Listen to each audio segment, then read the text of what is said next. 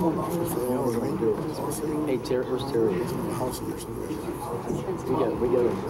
He wants to meet with Terry and I. This whole thing with him down there.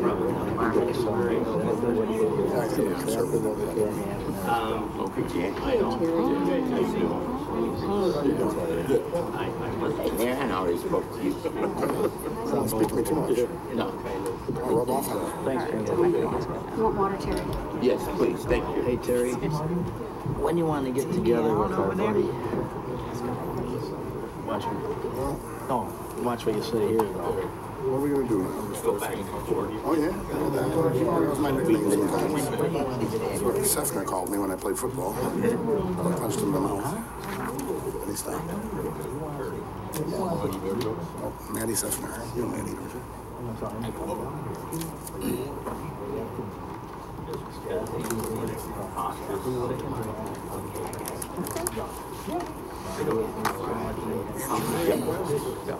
There's a girl that's catcher today. Have they announced it or not? Feels like a girl. They don't bet. Is that the new one? Yeah, and they don't sit up like those. Those with the line. Thank you. Huh. Wait, was that? Does this come up or anything? What's up, Jan? Hey, how you doing? Yeah, I'm here to come up. What? Are they driving? Oh, that's them. You're going home to get It's going off. Yeah. Did you see this? She's checking it. Did you see this? Hey, Terry, how you doing? Good, Larry. How you doing today? She's got two How did you arrive at those? Yeah, Exactly. I had to get even. Like blow you off like you blew me off. Larry, I would never You cut me deep, man. You cut me deep. Hey, Turkey, you read this. I thanked her. I thanked her. Oh, yeah. I did too. I like the part too where it says here that the fire department is not going to use that fire hydrant when they pull out. Right. You're going to use a truck away. So we got to talk about how we're going to handle this. Yeah.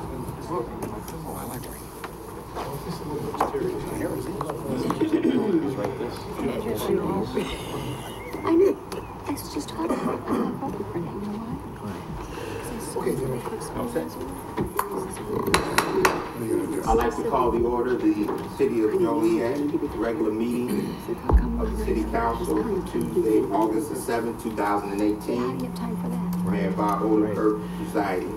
We have an invitation this evening given by Reverend Matthew Robinson of the Westminster Presbyterian Church, located at 1107 Withrow Avenue. We all stand, and after which he will lead us in the Pledge of Allegiance. Thank you. Let us pray. Good and gracious God of all creation, we thank you for this day and the many blessings we have received. We thank you for the people with whom we have been in contact, our family, our friends, and strangers. We thank you for the ability to use our minds to discern your will and work to create a strong and healthy community. We thank you for our community and all who serve it, for those who teach and those who protect, for those who clean and those who repair, for those who work in parks and those who work on roads, for those who plan and those who make the plans happen, for those who heal, those who counsel, for those who govern and those who elect, for all who live into the best examples of what it means to be a citizen. We thank you for our community. And we pray for all in our community who are hungry, unemployed, or uninsured. We pray for all in our community who are mentally or physically challenged. We pray for all in our community who live in violence or fear. For these and all the burdens of our larger community, Lord, hear our prayers. And as this meeting begins this evening, I pray for each person here. Give each one clarity of mind, creativity, compassion, due diligence, integrity, and a sense of humor. Give them listening ears and thoughtful words. Give them presence of mind and an open heart. And all of God's people said, Amen. Amen. I pledge allegiance to the flag of the United States of America and to the republic for which it stands, one nation, under God, indivisible, with liberty and justice for all.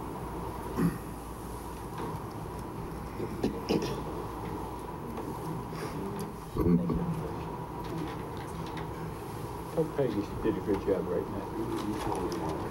I'm biking tomorrow. Thank you so much. Thank you very much. So much appreciated. We'll begin with roll call. Mayor Odekirk. Here. Councilman Dickinson. Here. Councilwoman Gavin. Here. Councilman Girl. Here. Councilman Hug. Here. Councilman Morris. Here. Councilman Mudrin. Here. Councilwoman Coleman. Here. Councilman Turk. Here. First on the agenda this evening is a presentation. Greentown, Will County. Sam Bloomer, Energy and Conservation Specialist, is here.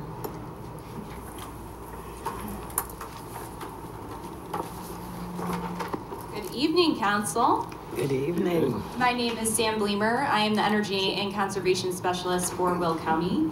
And we have a great group of folks here today that have been leading the effort for the Greentown, Will County event. And I would like to introduce Jennifer Jo Gavin.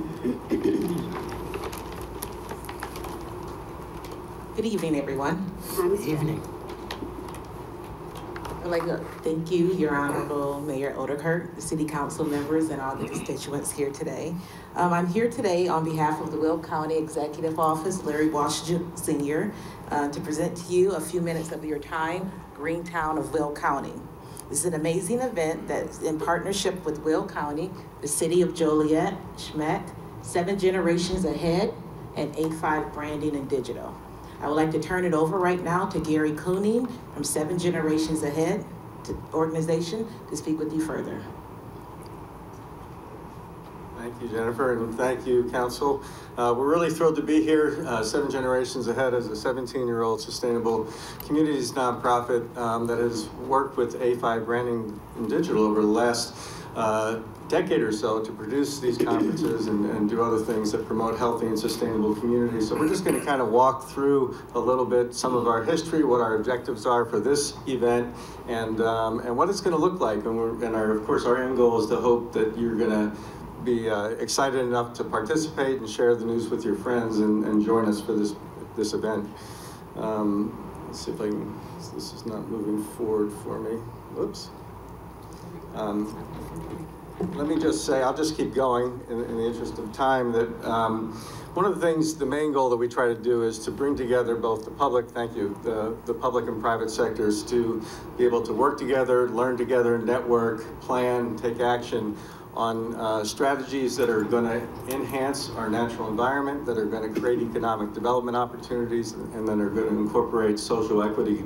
And we do this by working with a core team of leaders of institutions for each of our events. These are sort of homegrown, tailor-made events, and as was mentioned, we were really thrilled to have the City of Joliet as a partner, along with Will County, along with the South Metropolitan Higher Education Consortium, and then a whole bunch of other community partners that are working with us to plan and implement this event. Next, please. So you can see that what we attempt to do is to really connect with business leaders, business practitioners, as well as both decision makers and practitioners in the public sector. And then we also engage universities, and having the South Metropolitan Higher Education Consortium in this effort is really critical. In the past, we've had maybe a university or two involved, and here we've got 3 plus all the other members of that consortium. So we're really thrilled, and we think that by bringing together these different sectors, we're going to create opportunities for them to learn from each other and ultimately take action that's going to meet some of the goals. Switch. We've done about 20 of these since 2007. You can see that we've worked to start off in Oak Park, Illinois, but we've been in Grand Rapids, we've been in Chicago multiple times, Toledo, Ohio, other places across the Chicago metro area, and this is our first event in Will County. We do a lot of marketing to promote not only the event, but the host city and the host county in this case. And so hopefully if you log on to our greentown.com website, you'll be able to see a lot of information about the event. Hopefully you'll also be getting a lot of the e-blasts and other social media posts around the event. So what we're going to do is the event starts actually at 8:30 in the morning. I'll get to our pre-event shortly. But we organize a series of breakout sessions, speakers. We have 6 tracks for this event. One is health. We'll be talking about everything from obesity to opioids to other health concerns in the county. We'll look at transportation. We'll be talking about the freight-friendly study and some of the issues and strategies that are being developed around that. We'll be also be looking at examples of communities that are making their communities more bike-friendly and walk-friendly. In the area of water, of course, we'll deal directly with the Chicago metro area's regional water issues and the aquifer issue right here in Joliet and in Will County, as well as other conservation strategies that residents and institutions can employ. In waste and recycling, we're looking at everything from how to increase recycling, but also how to work with institutions to extract usable food scraps and convert those into compost. With local sustainable food, it's a really hot topic for the group. We're going to be talking a lot about how we can grow more food in this area, how we can procure more local and healthy and sustainable food, not only for individuals, but for kids in our schools and other folks in institutions. And then lastly, energy. We'll be bringing a lot of programs around energy efficiency. We'll be talking a lot about solar, and many of you are aware that the Future Energy Jobs Act is now in process in Illinois, and there's going to be a lot of opportunities for job creation and for the development of solar in Will County and other places across the state. So that's a little bit of a snapshot of how the day is going to go. Sam's going to talk to you a little bit about our network, but the other piece, which is of particular interest to you as elected officials, is that we have with every Greentown an elected officials breakfast. For this one, we have Mayor Odekirk, who's going to be speaking along with former Mayor of Aurora, Tom Weisner, who is now a senior advisor with the Metropolitan Planning Council. Danielle Galea is also going to be speaking, be addressing the regional water issues and the local water issues here, and it's an event that you're not going to want to miss. We've got some really smart and well-versed speakers on the topic of water and water conservation. So we'll hope you join us. I want to pass it over now to Sam Bleemer, who's going to tell you a little bit more about Will County's investment here.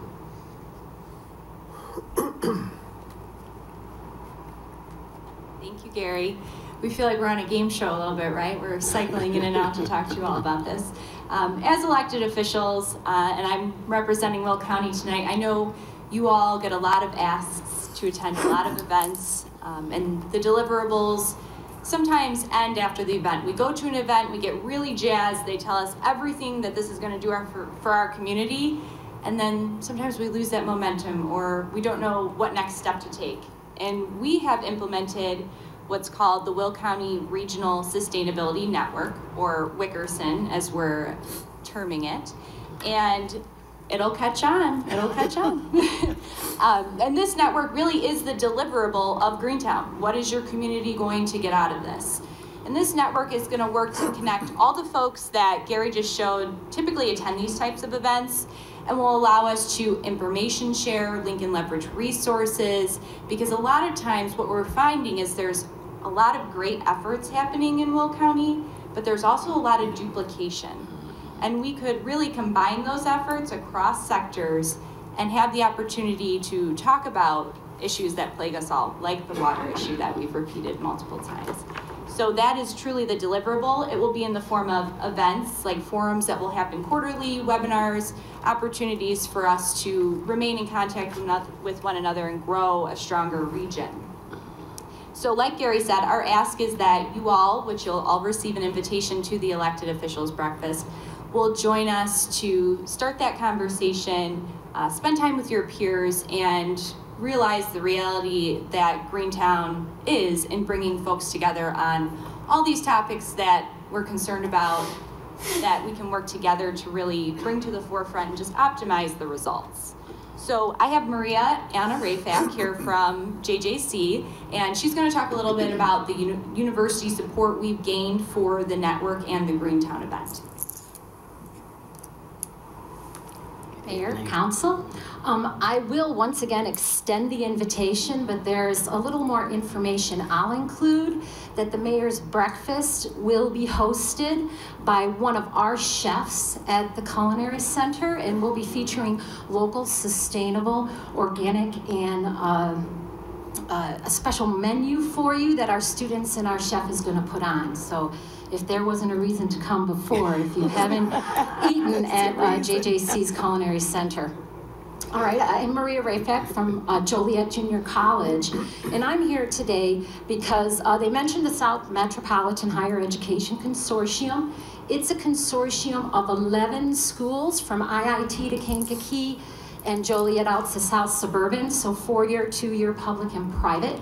And we have been working for many years on bringing what we do in the colleges out into the community and trying to link and leverage. So what we did is we created this area, this Will County region, to try to focus on what we can do. And so that's where the network came from. On January 23rd, the mayor was present when the president of Joliet Junior College, Lewis University, and University of St. Francis signed a compact to champion the regional network, the Will County Regional Sustainability Network. And SHMEC has also agreed to help us with that network. So we're not coming here with putting a lot of thought to this. Actually, many of us have been working on this for several years, and we're really excited to be able to introduce all this and the network, bring us all together, and just actually start linking and leveraging to solve some of the problems that we see across our region. Thank you very much. Thank you. Thank you. Good. Questions, comments? Thank you. Thank you.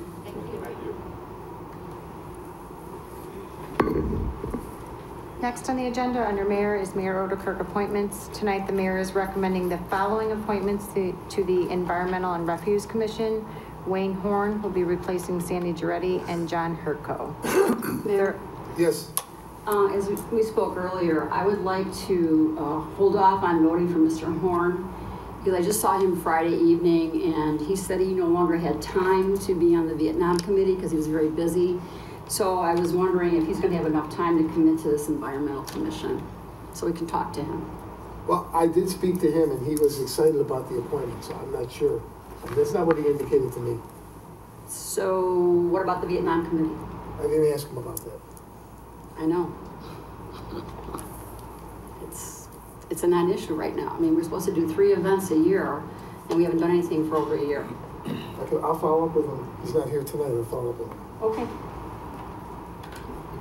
Is there a motion to appoint Wayne Horn and John Hertko to the Environmental and Refuse Commission? So moved. Second. Been motioned and seconded to approve. Councilman Dickinson? Aye. Councilwoman Gavin? Aye. Councilman Girl? Aye. Councilman Hug? Aye. Councilman Morris? Aye. Councilman Mudrin? Aye. Councilwoman Coleman? I will vote yes for John Hertko, but I want to talk to Wayne Horn before I give him a vote. Councilman Turk? Aye. Motion carried. Approval of the agenda. Is there a motion to approve the agenda as written? So moved. Second. Been motion seconded to approve. Councilwoman Gavin? Aye. Councilman Girl? Aye. Councilman Hug? Aye. Councilman Morris? Aye. Councilman Mudrin? Aye. Councilwoman Coleman? Aye. Councilman Turk? Aye. Councilman Dickinson? Aye. Motion carried. Citizens to be heard on agenda items. Is there anyone present that would like to speak on an agenda item this evening? Seeing none, next is council committee reports. Public Service Committee report. The Public Service Committee met this afternoon at 4 o'clock here at City Hall in the Council Executive Chambers. On the committee in attendance was Councilwoman Gavin, Councilman Dickinson, and myself, as well as department heads, engineers, cast of thousands. It was a typical meeting. Everything on the committee agenda is also on the City Council agenda. except for one presentation at the end, which was informational. Everything was reviewed, and all the items were unanimously sent forward with a recommendation for approval. There's just to take note, there's 2 items that are budget amendments, but this is what the reserve is for. It's emergencies. These are pieces of equipment used very heavily day to day by the public works to do things, well, like patching streets, repairing streets, just numerous different things. And it would be actually more expensive to try to do that out of house than doing it in-house. So, just wanted to make a note that it is a budget amendment based on emergency, because one piece of equipment was, I think, Jim was 24 years old, wasn't it? 26 years old. The lifespan, the other ones were 13 and 14 years old, and the expected lifespan is 8 to 10 years. So kudos to our motor vehicle division for keeping these rust buckets alive so long, but they finally have pretty much all but died, and we really need them, or our residents won't see the kind of repairs they need to see on their streets. So that's why we did send a positive recommendation. Other than that, everything else was changeovers, final payments, some contract lettings that were public, sealed bid contracts, and as I said, the committee vetted them and decided to send everything forward with a positive recommendation. Have I left anything out? No, I think you covered it. Well, there's our committee report, Mayor. I'm done. Thank you. I show no other reports. Under consent agenda, approval of the minutes. It's recommended the minutes of the pre-council meeting held on July 16th and the minutes of the council meeting held on July 17th, 2018 stand approved as recorded. Revised Council Memo 393-18 position vacancies. It's recommended the city manager be authorized to fill 1 police patrol officer position and 1 communications shift supervisor in the police department, and any subsequent vacancies which may occur. Council Memo 394-18 regular payroll for April 13th, 2018 through April 26th, 2018, $3,240,745.21. Council Memo 395-18, regular payroll for April 27th through May 10th, 2018, $3,256,470.29. Council Memo 396-18, regular payroll for May 11th through May 24th, 2018, $3,395,514.32. Council Memo 397-18, regular payroll for May 25th through June 7th, 2018, $3,523,158.78. Council Memo 398-18, regular payroll for June 8th through June 21st, 2018, $3,452,149.20. It's recommended said regular payrolls be approved. Council Memo 399-18, authorization to approve the proposed renewal of property and casualty coverages. It's recommended the city manager execute a contract with Arthur J. Gallagher Risk Management Services for the policy year beginning August 1st, 2018 in the amount of $569,783 for the 2018-2019 plan year. And Council Memo 400-18, 2019 roadway reconstruction program. It's recommended this program be approved. Is there a motion to approve said consent agenda items? So moved. Second. And motion and seconded to approve. Councilman Girl. Aye. Councilman Hugg. Aye. Councilman Morris. Aye. Councilman Mudrin. Aye. Councilwoman Coleman. Aye. Councilman Turk. Aye. Councilman Dickinson. Aye. Councilwoman Gavin. Aye. Motion carried. Under ordinances, Council Memo 401-18, an ordinance declaring certain properties as public nuisances. It's recommended said ordinance be adopted. So moved. Second. Mayor, I just Yes. want to comment on this one. Yes. The 1101 Black Road property, which has been vacant for a couple, 3 years, and it's totally vacated, not only vacated, but gutted out, just the walls. Anyway, I talked to Jeff Sturr from Neighborhood Services. There's a neighbor that lives relatively next door on Black Road who was interested in purchasing it. However, he's been up against a brick wall with the lending company that now owns it. And the contact person, I was wondering if we could contact the person for the lending company to see if this neighbor could buy it and, beautify the area. Kendall, do you know anything about this? No, I didn't know about the ownership and the interest from the neighbor, but we can look into it. Okay, I'll give you all the This is where we information. came. It is on Mr. Sturr's radar. It is, okay. But now that it's up for demolition, I know the neighbor is getting more and more anxious because they really want to buy the property and have been trying to do so for some time.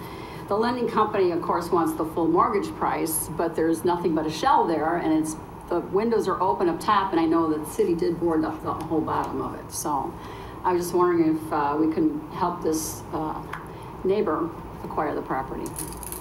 And I'll give you the info. Thank you. Thank you. It's been motioned and seconded to approve Council Memo 401-18, which is adopting an ordinance declaring certain properties public nuisances. Councilman Hug. Aye. Councilman Morris. Aye. Councilman Mudrin. Aye. Councilwoman Coleman. Aye. Councilman Turk. Aye. Councilman Dickinson. Aye. Councilwoman Gavin. Aye. Councilman Girl. Aye. Motion carried. Council Memo 402-18, an ordinance amending Chapter 5, Special Events, and Chapter 13, Food and Food Handlers of the City of Joliet Code of Ordinances, clarifying and adopting provisions for food trucks. It's recommended said ordinance be adopted. So moved. Second? Been motioned and seconded to approve. Councilman Morris. Aye. Councilman Mudrin. Aye. Councilwoman Coleman. Aye. Councilman Turk. Aye. Councilman Dickinson. Aye.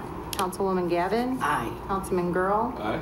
Councilman Hug. I just wanted to point one thing out. I did, believe it or not, did get a text from somebody in my district about this. They knew about this before I did. So I did get clarifications from Marty, and just to let that individual and anybody else who's thinking about it, this pertains specifically to special events within the boundaries of the city.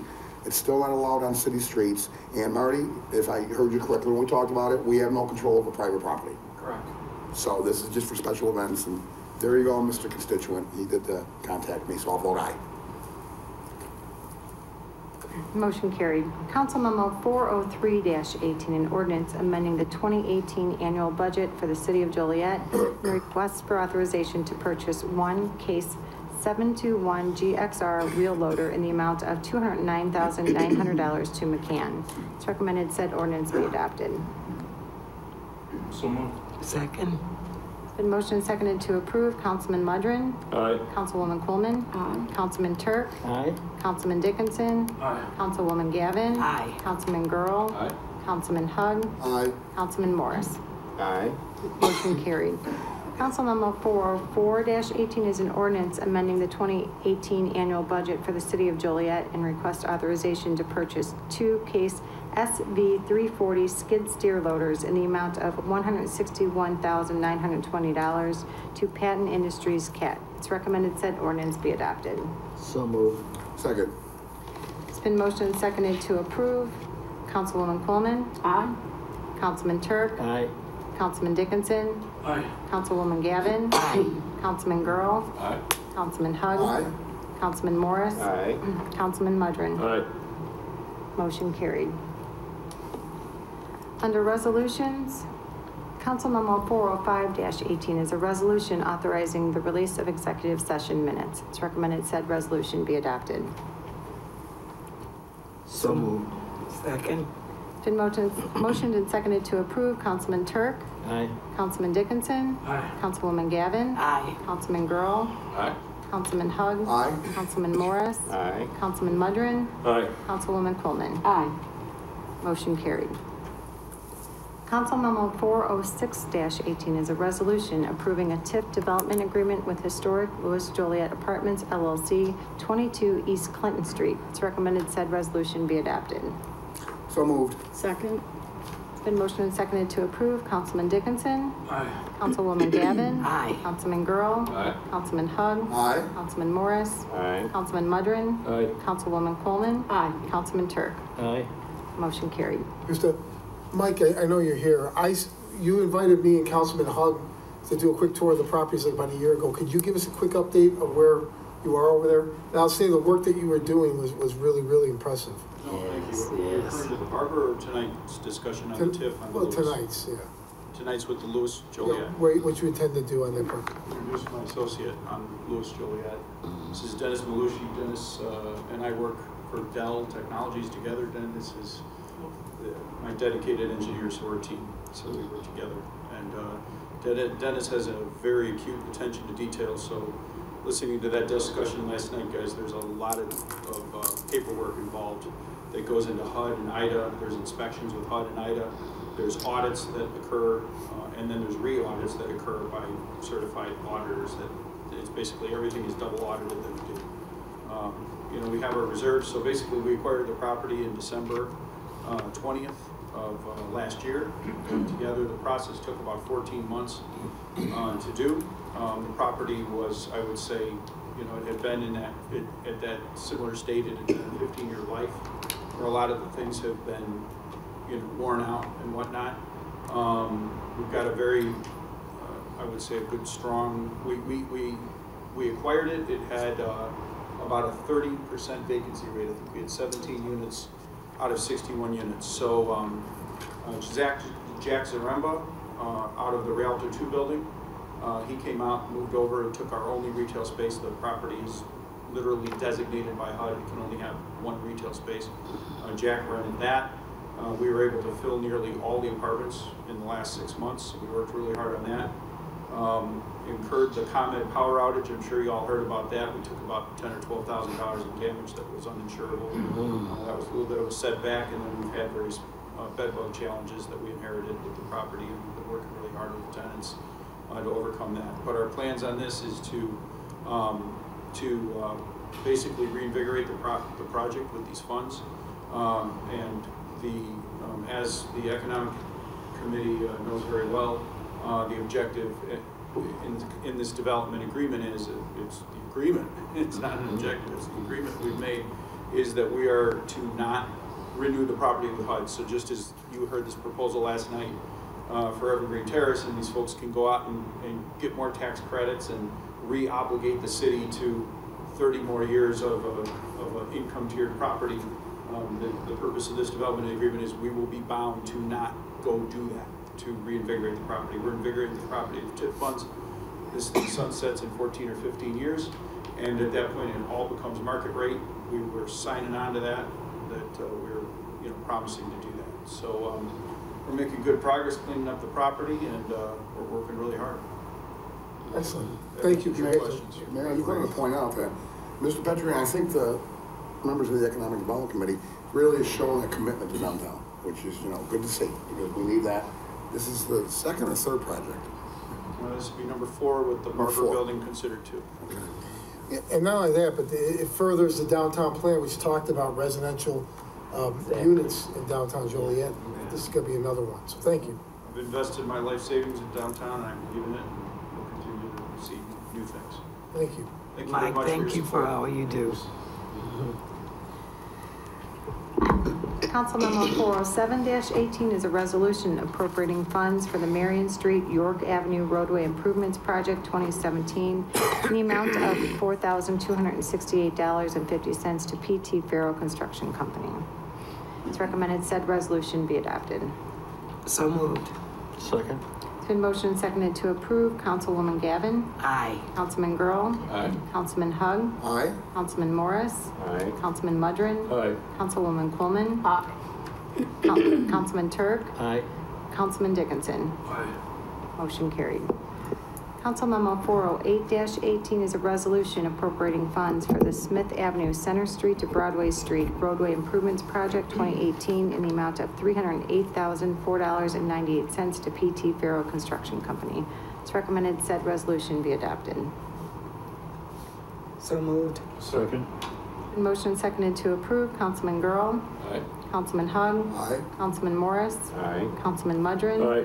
Councilwoman Coleman. Aye. Councilman Turk. Aye. Councilman Dickinson. Aye. Councilwoman Gavin. Aye. Motion carried. Council Memo 409-18 is a resolution accepting ownership and liability for storm sewers constructed on U.S. Route 30 and Illinois Route 53 for the downtown sanitary and storm sewer improvement project. It's recommended said resolution be adopted. So we have an explanation on that, Aaron? Can the city manager give us an explanation? Let me have Jim Trisna, if you would. Allison would be right. Yeah. Yeah, so we are currently constructing the downtown storm sewer improvement project, which the construction just started by deconstruction over here on Des Plaines. And as part of that project, storm sewer will be installed on Jefferson as well as on Ottawa. And so because the city is installing it, we are going to be the owner of the storm sewer. However, IDOT requires for the permitting process that we officially take ownership and maintain the storm sewer, which is typical for what we do in the downtown area. Thank you. It was motion to approve. I did not hear a second. I'll second. It's been motioned and seconded to approve Council Memo 409-18, which is a resolution accepting ownership and liability for storm sewers constructed on US Route 30 and Illinois Route 53 for the downtown sanitary and storm sewer improvement project. Councilman Hug. Aye. Councilman Morris. Aye. Councilman Mudrin. Aye. Councilwoman Coleman. Aye. Councilman Turk. Aye. Councilman Dickinson. Aye. Councilwoman Gavin. Aye. Councilman Girl. Aye. Motion carried. Council Memo 410-18 is a resolution approving a renewal of the Home Investment Partnerships Program Consortium Agreement between Will County, Illinois and the City of Joliet, Illinois. It's recommended said resolution be adopted. So moved. Second. Been motioned and seconded to approve. Councilman Morris. Aye. Councilman Mudrin. Aye. Councilwoman Coleman. Aye. Councilman Turk. Aye. Councilman Dickinson. Aye. Councilwoman Gavin. Aye. Councilman Girl. Aye. Councilman Hug. Aye. Motion carried. Under award of contracts, Council Memo 412-18, award the generator maintenance contract 2019 through 2023 to Illini Power Products for $42,196. Council Memo 18, award a contract for the Smith Avenue, Center Street, Broadway Street project 20 construct in the amount of $466.42.48. Council Memo 416-18, award a contract for the 2018 traffic signal materials purchase order in the amount of $57,286 to Traffic Control Corporation. Council Memo 417-18, award a contract for the 2018 electrical materials purchase order in the amount of $40,802.98 to Graybar Services, Inc. Council Memo 418-18, award a contract for the Laraway Road Sanitary Sewer Forced Main Relocation amount of $257,180 to Austin Tyler Construction. 19-18, purchase a computerized maintenance and management system in the amount of $632,975 for the Department of Public Data Transfer Solutions, LLC, and approval of a professional services agreement of $162,000 each. Council Memos 413-18 and 416 through 419 be approved. So moved. Second.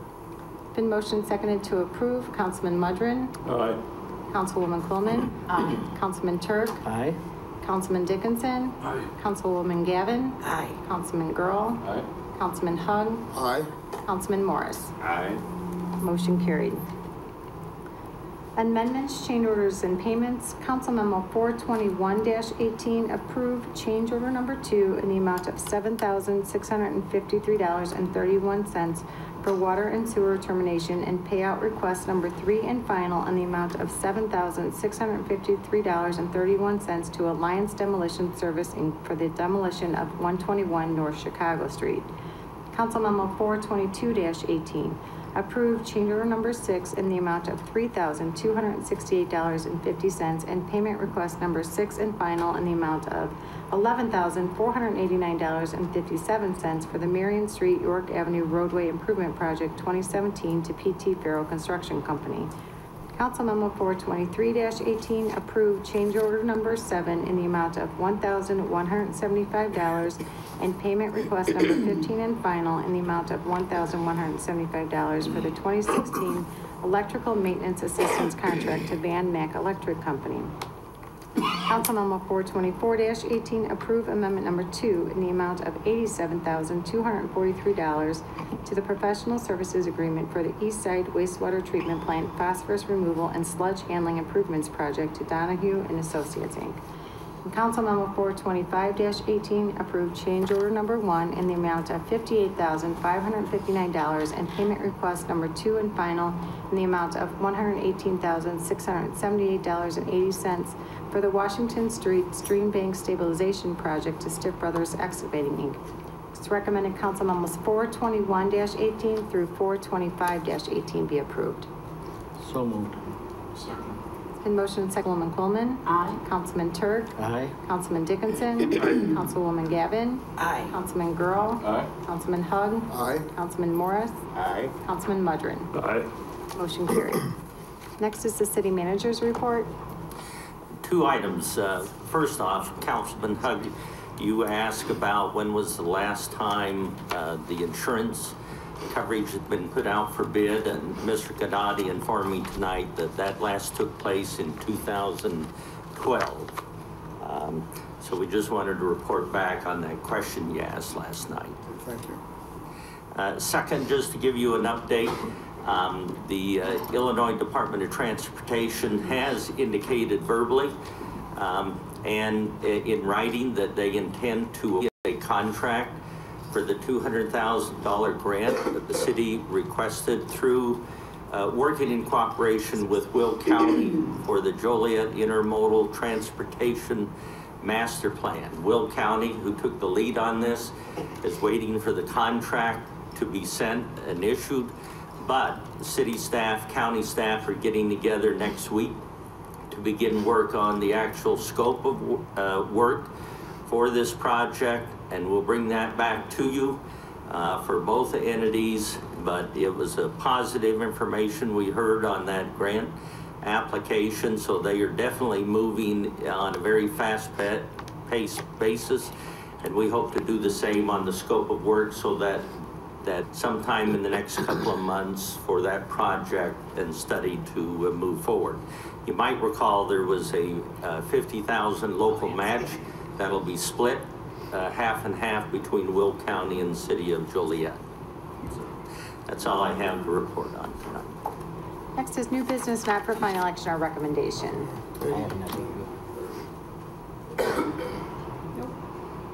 have a couple items. Number one, last night we discussed the Evergreen Terrace issue or Riverwalk homes. When we left the meeting, there seemed to be some general understanding that we were going to apply to the court to get permission not to move the community center, but to keep it where it is. Marty, I know you had communications with Attorney Corman out of Boston today. Yes. Could you let the council know?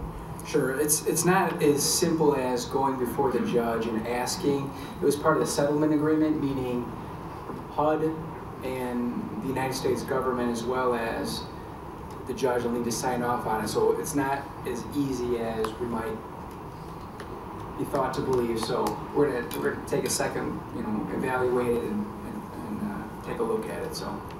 Okay. Thank you. And then number two, Chief Ben, I know I talked with you last week.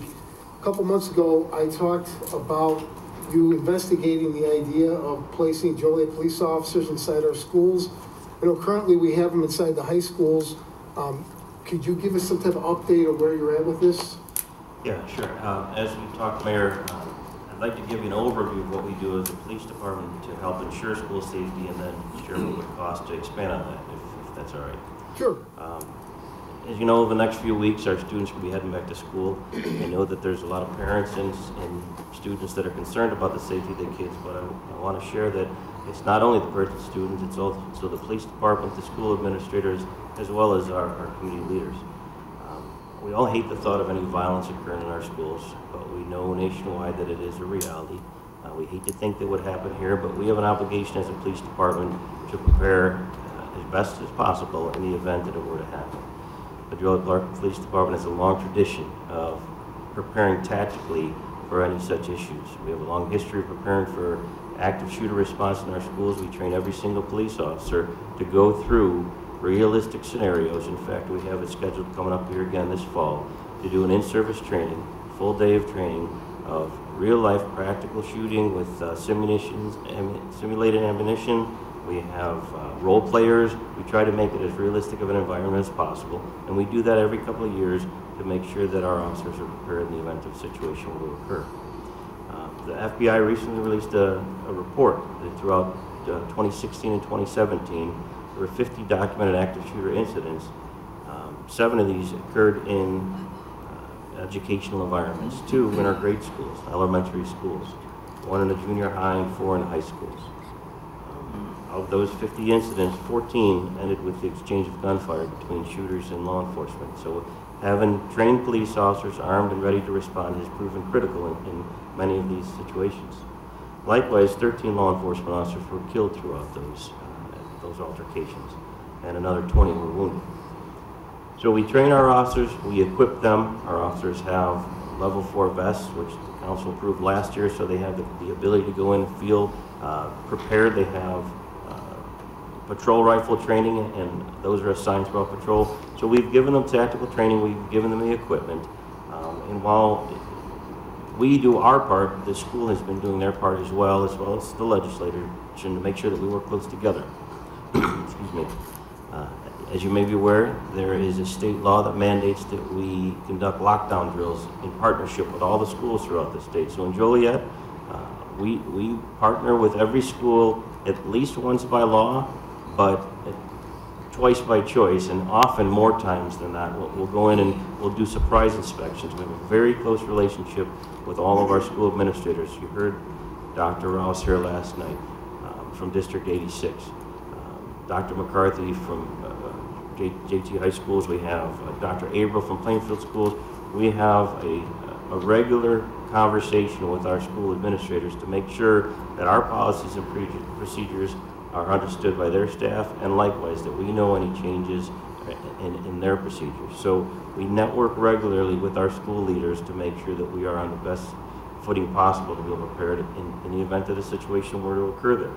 In fact, right after you asked me to look into this, Senator Bertino sent out an email invite just to have an informal discussion with all of our local police chiefs and our school administrators to discuss if there's any way the legislature can help. Is there any laws that could be addressed? Is there any impediments that we have right now? So it was a very worthwhile discussion, and it was great to see us all on the same page and working towards the goal of safety within our schools. It would be ideal to have an officer in every school. A little bit of history here in Joliet, just many of you were around, but at one time we had a program called Schools Are for Education, SAFE. It was a grant-funded program that was administered through the U.S. Department of Justice COPS office. It started in 1995 when we received our first grant. We were able to permanently assign police officers to 11 of our local elementary and junior high schools. The officers had shared responsibilities between some schools depending on the geographical area, but it was a very positive program. Our officers were able to interact with not only the students that were in that school, but the residents in that immediate area and take ownership in the areas that they worked. In 2000, additional grant funding provided 7 more officers. In 2002, so in total, the SAFE program allowed for 17 officers in 20 different schools in 3 different school districts. The agreement at the time was that the grant would fund the first 3 years of the officer's salary, and after that, the city would be responsible for picking up the salaries beyond that. The grant provided a maximum towards the salary for each officer through that 3-year budget cycle, and then in 2009, when the city fell on difficult times, the SAFE program was one that we were unable to sustain. As we drew back, we withdrew from a full force of 302 sworn officers down to 248 throughout the recession. It was a very difficult time, and we had to make some very difficult cuts. The SAFE program was one of those that unfortunately was cut, as well as our neighborhood policing and our tacticals and our investigation.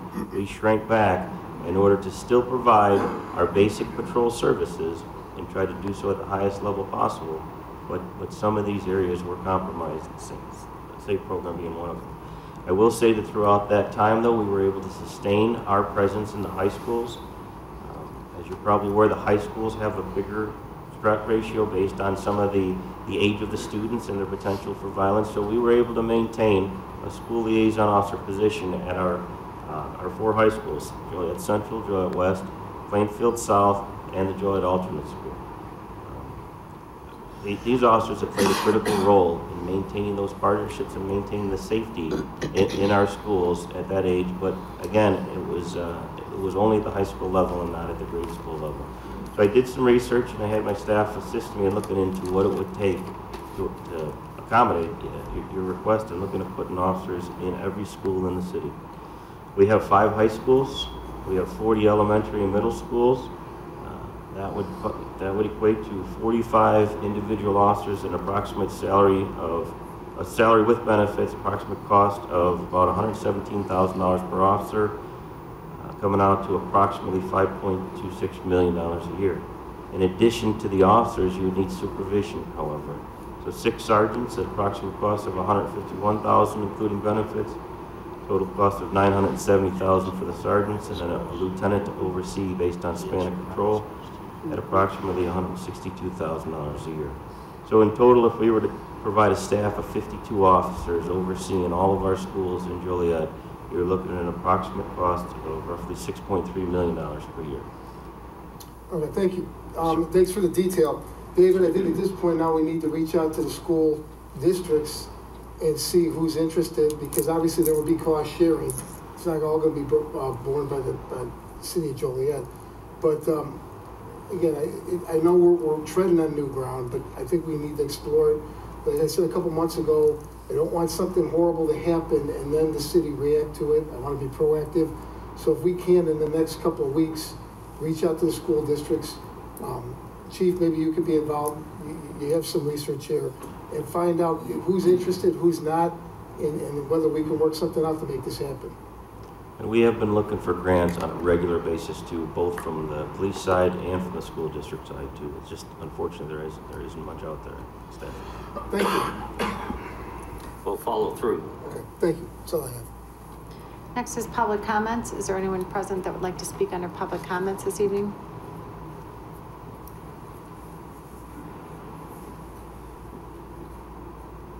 I'm Kathy Cawley. I just wanted to make one comment in regards to yesterday's discussion of Riverwalk homes. I'm hoping that the council would really seek a legal opinion about the deadlines. When you read the settlement agreement, it talks about on the first anniversary of the agreement, which we would assume would be September 30th, although they don't name a date, that there's a one-time opportunity, and then if that is not exercised, to change any of the number of vouchers that the city would be accepting, then it reads that it looks like it would be locked in for 20 years going forward. Yesterday, the representative from Holston said that we would have an opportunity to lock in now by the deadline, and then another opportunity a year later.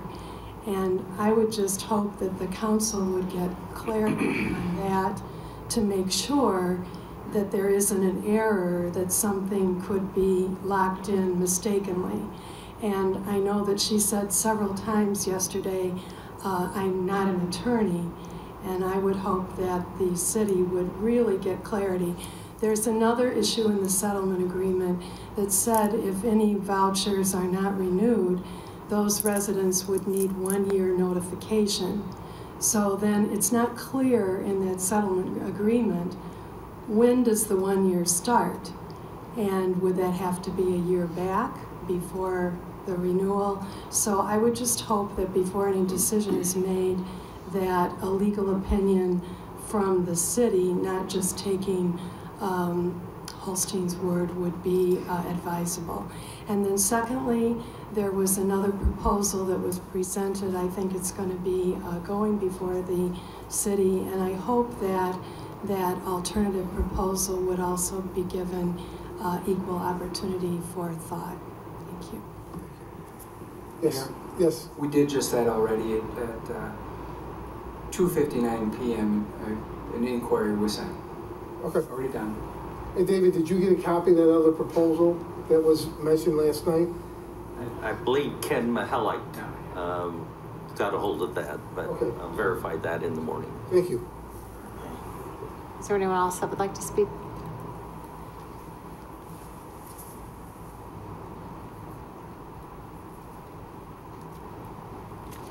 Quinn Adamowski, 520 Knox Place. Thank you for taking the time to listen to me. I know I have tendencies, so I'll try to keep it to 4 minutes. Ms. Colley actually addressed one of the questions that I had, and Marty, I'm glad that you sent the inquiry. There's just a few things that occurred last night I was seeking some clarification on, so I'm going to kind of go through those. The concerns and questions I do have are not in any way, shape, or form a reflection on those of you up there or the discussion last night. It's more about Holston and the process that has transpired over the last few months. First, last night we have a new deadline of August 20th, and my question about that is, why was that not articulated in the previous community meetings? Why is that something that's new last night? And the reason that's a concern is we've had the opportunity to meet with a couple of you. We have some meetings scheduled, a few more of you, and what we'd like to do as a neighborhood organization is meet with everyone. And we know that a few of you are on opposite spectrums, and that's fine. We just want to make sure that we're all on the same page, and that when the decision comes down at the end, that it's a decision that everybody can live with. And so the August 20th deadline is kind of putting a cramp in us being able to schedule those meetings. And I'm not entirely sure. I understand the community center part of that. That makes all the sense in the world, but I'm not understanding why the HAP contracts have to be determined by the 20th as well. I don't think that they made a really good argument for that last night. I do believe, however, that the community center is absolutely something that should be pursued as quickly as possible. The concerns with Holston generally is, and Ms. Colley kind of alluded to this, they use a lot of qualifying language, examples like may, my understanding, our interpretation, my interpretation, we were mistaken, I believe, we believe.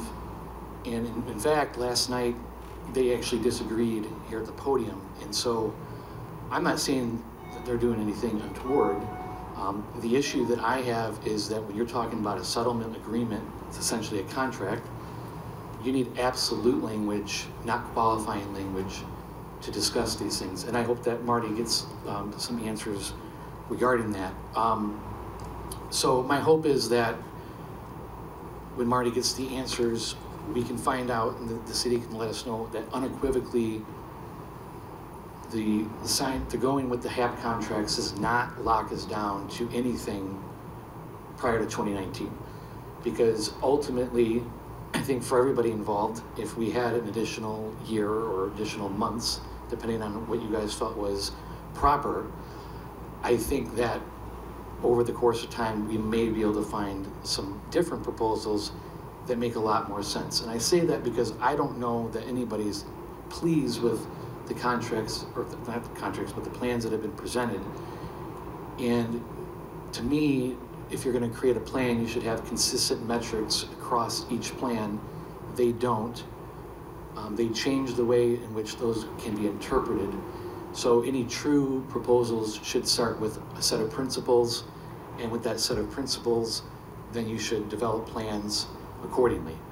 So one of the things I will suggest, just a thought, if we do have that additional time, I think it would be very instructive to follow the city's model that was used for the Chicago Street Corridor, and time permitting, put out an RFQ or an RFP and ask a third party to review the property and provide different options. A property that obviously they have no stake in it, and they can provide different plans based on the principles that you as the council set forth. And then included in that could be any of the community comments that were made over the course of the last couple of meetings. Because again, last night, one of the concerns was there were community comments, but none of those comments were incorporated in any of the plans, and the plans that were presented to you in June, the plans that were presented in July, were the same plans that were presented in August. So that's where the concern's at, is just making sure that we're all on the same page, and that we have time to work through some of these things, because ultimately we all want to see the decisions that you guys make be the best one for all citizens in Joliet. Thank you. Thank you. You know, one thing I'll address, and that my peers could jump in, with the Evergreen, it's been such a saga. I think it's important to remind people of the history. And I know there's been some questions about Holston, especially last night. My recollection was Holston was brought to the table by City Manager Tom Thanis about 7 years ago. And that was done, we were told, because it was going to look good for the court case. Is that how you remember this? Yep. So, and then I think it was City Manager Jim Hock that actually signed this agreement with Holston, that Holston would manage the property. That's my recollection of it, but this, just to clarify, this isn't a new group, and they're not new to the suit or the situation. They've been here for about 6 or 7 years. And again, initially we were told it was to bolster the lawsuit or a case in court, and that's why they were brought on board. Again, my recollection. Is there anyone else that would like to speak?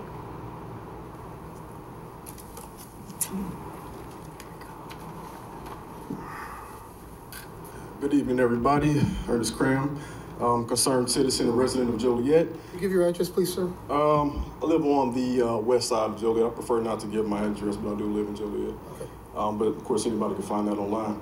So I want to first acknowledge everybody up here. Thank you all for the great job you do and constantly do on a regular basis, because I know it's not an easy job to commit yourself to be a public servant. So I think that should be commended. It's very difficult. I just want to provide you all a few statistics. There's an upcoming election, and like I said before, I'm a concerned citizen, and I think there are issues that need to be addressed, not just in the city, but as a state, and of course as a country, but all politics are local. In Illinois, according to MSN.com, it is the 3rd worst state for Black African Americans to live in. Has the 5th highest unemployment rate. 9% of whites live in poverty, whereas 30% of blacks do.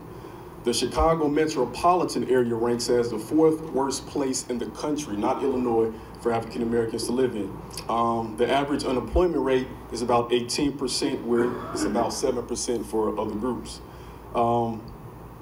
Because of this, I think it's very difficult for a lot of African Americans, particularly in Joliet, to progress because these issues aren't really addressed. And what I mean is, I know it's not the popular thing to do or say, but people don't think that legislation should be made specific for certain groups of people. But the issue with that is African Americans have been at the foundation of the American economy for a long time. And there was particular legislation that made it to where they could not advance as a society for hundreds of years. And to just leave them for another 150 or so years to fend for themselves, I think is an atrocity, and I think it's not something that makes Joliet look bad, it makes America as a whole look bad. And again, as I've said previously, I've been here, of course, before, I think that Joliet has an interesting position, and moving forward, I think that they can, you all as council, men and women, and the mayor can have particular legislation that advocates for this community, because if that's not done, then what you see on the east side, which I see is reminiscent of the south side of Chicago, is something that I think will continue to happen and get worse. If 30% of your residents live in poverty or have an unemployment rate that's 20 or whatever, that's a stain and that's a black eye on all of civilization, when we know that people are very capable of doing things that are, are progressing. Besides that, I also wanted to ask a few questions pertaining to previous issues. I wonder if there were any updates on the Lionel Allen police case, for instance. Eric Walker's police case.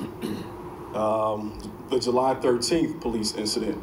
I know in terms of other issues related to that, there was a racist graffiti string of events that happened in 2016. I wonder if that was ever resolved at all. The black contractor sued at all for the Will County Courthouse. That was where $200 million was allocated. I wonder if anything is being done about that. Also, too, the truck stop that is being discussed about being built on Briggs Street. I wonder if the east side residents are being considered at all, because living on the west side, I just noticed there's a big discrepancy on how my side of town looks as opposed to the side of town my students live and where I work. And again, I look at Joliet as a community that should be progressive and forward thinking, and I know there are great organizations in this community. I just left a meeting for an organization called Speak Up. I know there are groups with police, the Black Police Officers Association, that does great things in our school. And I also want to commend the officers who are trying to get into the school and make the community safer. But as I said before, I think things can be done to speed up this process to make it better for all residents. And you know how it goes. If you lift the people at the bottom, then everybody else will subsequently be lifted as well. So thanks for listening. Have a great day. Thank you. Is there anyone else that would like to speak this evening? Seeing none, next is mayor and council comments. Yes, Your Honor, I'd like to, got a couple of things here. First, I'd like to thank the Jake for your award, your accreditation. That was great. The other thing is that on 11th, this coming Saturday, the Forest Park Community Center is giving their back-to-school jamboree out in the park, Forest Park, that's 1206 Cutter Avenue. We will be giving school supplies, free food, and games for the kids starting at 11 a.m. So come out. We're going from 11 to 3. Anyone who'd like to join us, please come out to the park. The other thing, which is close to my heart, Mr. Jerry Morales. I want to send my condolences out to Mr. Morales' family. Jerry Morales was one of the organizers and coaches of the Spanish Center Youth Baseball League. And you know, when we started off about 10 years ago, Mayor, Jerry was at the table with us and brought this together. Now all the young people are playing baseball throughout the year. I think we had over 300 baseball players in the league this year. And so I just want to send my condolences out to his family, to the Jerry Morales family. Thank you, sir. Thank you. Just one comment. You can help me with the name of the event. It was last Saturday night at downtown Joliet. It was an African American put on by Julia Alexander. Yes, including you. Including you. That was a phenomenal event. Yes. It was families, it was mixed age, old, young, and it went to, I think, till about 11, 12 o'clock that night. Yeah. The music was fabulous, and it was just a great evening. So we are progressing in that manner, but thanks to Julia and her crew for doing that. It was really a nice event. Yeah, I think the mayor kind of spearheaded that a little bit, didn't you, Mayor? A little bit. You know, we've talked about opening up the city for everybody with Rialto downtown. And Julia and her group, and it was a large group, really took the ball and ran with it. And thank you to Chamber of Commerce for working with them. Mary Jaworski, they know how to really help. It was fun. Yeah, it was a lot of fun. A couple, besides that event, on the 21st, there was another street fest in downtown, the In the Making Art and Music Street Fest. And then last Saturday, the Kids Fest downtown, which has been an annual event. Thanks to Lewis University, City Center Partnership, and the Joliet Chamber of Commerce. We've been, we haven't had events every weekend downtown during the summer, but we're pretty close to it. It's an expanded roster. There's more coming, so it's great to see people coming downtown and having a good time. And then finally, I received a note from the Kentucky Post. They're coming up on their 100th year anniversary. They were brought in existence March 28, 1920. They're having an event Saturday, August 18th, between 3 to 7 at the Kentucky Post. It's going to be their second annual Cruising with the Vets car show. It's free admission, and they're hoping for people to come out. There's going to be food, raffles, there's going to be live music. Most importantly, they're trying to get more interest from younger vets, especially vets in the recent wars in Afghanistan and Iraq, and tie it into their interest in cars. So it's been a great local organization. They're asking for help, and again, it's a free event. So if you're free on August 18th between 3 and 7, head down there, support our veterans, and support the Kentucky Post. Thank you. I did receive a request for closed session this evening. Is there a motion to go into closed session, discuss personnel, collective bargaining, land acquisition or conveyance, pending or threatened litigation, after which the meeting will be adjourned? So moved. Second. Been motion and seconded to approve. Councilman Turk. Aye. Councilman Dickinson. Aye. Councilwoman Gavin. Aye. Councilman Girl. Aye. Councilman Hug. Aye. Councilman Morris. Aye. Councilman Mudrin. Aye. Councilwoman Coleman. Aye. Motion carried.